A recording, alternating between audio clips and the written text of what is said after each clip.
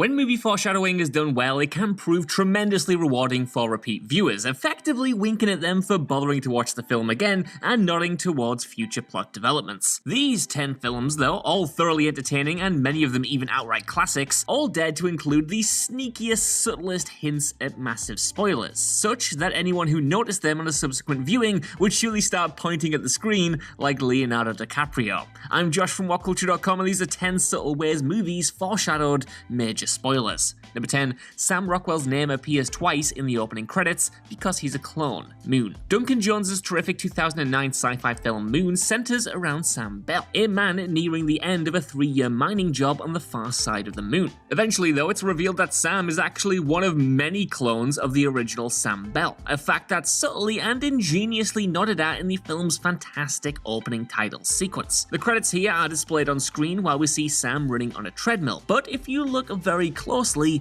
you might notice that the text often appears twice, either as a shadow or reflection in the environment. This is especially noticeable when Sam Rockwell's own credit appears, with a smaller version also visible to the left-hand side of the frame. This was clearly an artistic choice intended to slyly nod at the film's chief conceit, centered around doubles and clones. That the clones also have a fixed 3-year lifespan is even symbolized by the shadows and reflections being less refined than the upfront text, quite literally pale imitations. Hell, the film's poster even hints at the twist as well, what with Rockwell's name echoing numerous times in gradually degrading detail, hinting again at the clone reveal. Number 9. Mr. Walters is eating Cool Ranch Doritos because he's the drug supplier. 21 Jump Street. 21 Jump Street is far more than the dumb comedy movie it appears to be on the surface. Its humor suffused with meticulous details, as should be expected from the brilliant Phil Lord and Chris Miller. Undercover cops Schmidt and Jenko pose as high school students in order to track down the supplier of a dangerous narcotic called HFS, which stands for something I cannot say here without being demonetized. The supplier of this drug is eventually revealed to be the school's PE teacher, though, Mr. Walters. And when Schmidt and Jenko get a sample of HFS early in the film, Jenko comments that it tastes like Cool Ranch Doritos. A few minutes later, as the duo are tripping balls, they run into Mr. Walters, who, for a brief moment, can be seen holding, you guessed it, a pack of Cool Ranch Doritos. Now, first off, they absolutely should have arrested him on the spot for eating the worst flavor of Doritos, but nevertheless, this still hints at the man's personal and professional keenness for Cool Ranch. Number 8. Earl acts out the graboid's death. Tremors. Who doesn't love Tremors, a movie that absolutely shouldn't work, yet totally does. The film concludes with the remaining graboid worm smashing through a cliff face and falling to its splattery death on the rocks below. A very memorable visual that's teed up in the movie's first 2 minutes. That's because when Valentine loudly wakes up his pal Earl, a thoroughly startled Earl crawls out the back of their truck in his sleeping bag and falls to the floor. Between the fact that Earl in his sleeping bag looks a little bit like a graboid worm and the motion with which he falls to the ground in the first place, this is clearly a playful wink at repeat viewers, mirroring how the heroes manage to later save the day.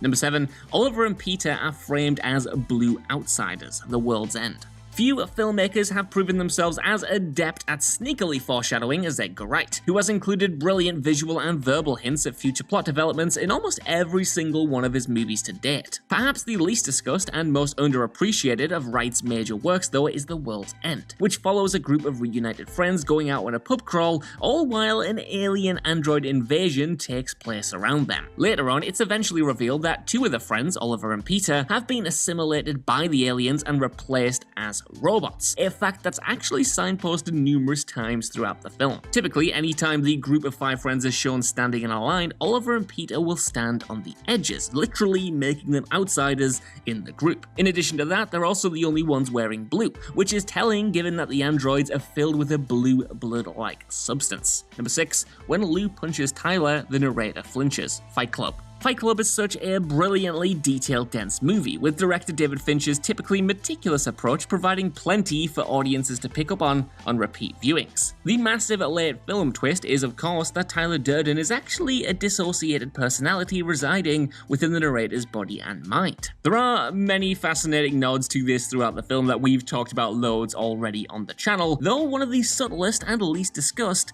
occurs during the infamous scene where bar owner Lou wants to know why one of Tyler's Fight Club meetings is taking place in his basement. When Lou sucker punches Tyler, look closely at the narrator on the left, who suddenly moves his head down as though slightly flinching and also feeling the hit. First-time viewers might just assume it's a sympathetic movement on the narrator's part, but once we know what the real deal is, it's clearly sneakily symbolic of their shared pain. Number 5. Joan's newly bought chalkboard confirms she's a fraud. Hereditary. Ari Aster's masterful horror film Hereditary ends with the reveal that the majority of the film's events have been orchestrated by a coven to destroy the Graham family and weaken young Peter enough so that he can become the vessel for the demon king Paimon. The ending also reveals that Joan, an apparently bereaved woman who Peter's mother Annie had become friends with, was part of the coven as well and manipulating Annie all along. Memorably, it's Joan who suggests that Annie conduct a seance to communicate with her dead daughter Charlie, under the guise that she herself had made contact with her own dead son and grandson. Joan demonstrates this apparent ability to Annie by seemingly making contact with her departed family members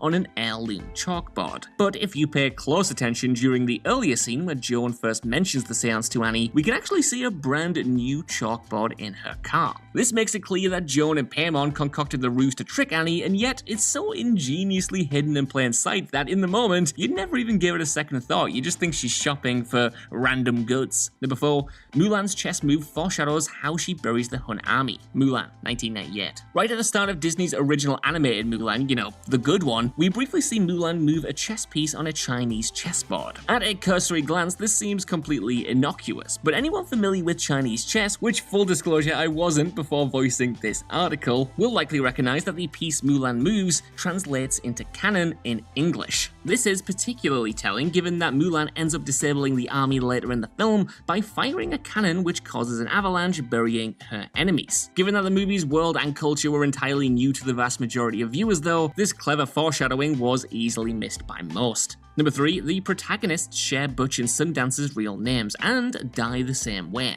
The Way of the Gun. Christopher McQuarrie's criminally underappreciated crime thriller The Way of the Gun revolves around Parker and Longbow, two criminal drifters who end up biting off more than they can chew when they kidnap a woman acting as a birth surrogate to a dangerous money launderer. It's not terribly surprising though that Parker and Longbow end up shot and left for dead by the film's end, but it's even less so when you consider their name. You'd be forgiven for missing it, but the pair are actually named after Butch Cassidy and the Sundance Kid, who were of course immortalized by Paul Newman and Robert Redford in the iconic 1969 film of the same name. That movie famously ends with Butch and Sundance making a final last stand against the Bolivian army, with the clear implication that the pair succumbed to the overwhelming forces pinning them down. As such, anyone with a real historical knowledge of Butch and Sundance, namely their real names, could easily figure out how the pair's quest would end in McQuarrie's film. And yet, because so few of us know the two icons as anything other than Butch and Sundance, McQuarrie effortlessly got away with it. Number 2. The Fishers are following Theo from the very beginning. Children of Men. Alfonso Cuarón's masterful sci-fi thriller Children of Men follows civil servant Theo Farron, who, in a dystopia defined by human infertility, attempts to protect pregnant refugee Key.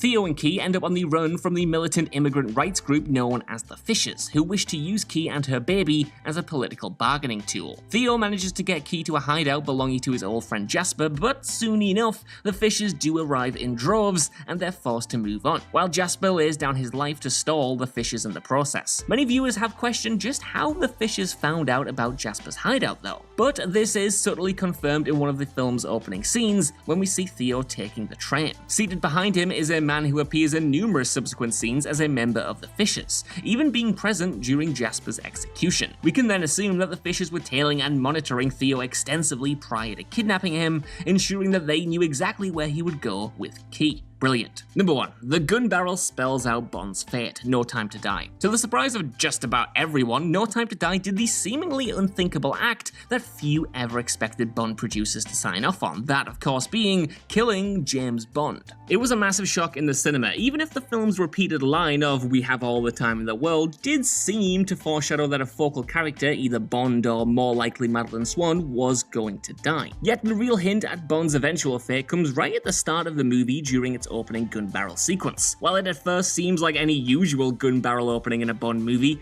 look closely at the very end and you'll see that Bond subtly, eerily thins out and evaporates into white as we fade into Madeleine's opening flashback. A fade to white has been visual shorthand for death since the early days of cinema, and so the transition felt different to not only every prior Craig gun barrel, but most of the previous gun barrels in the entire series.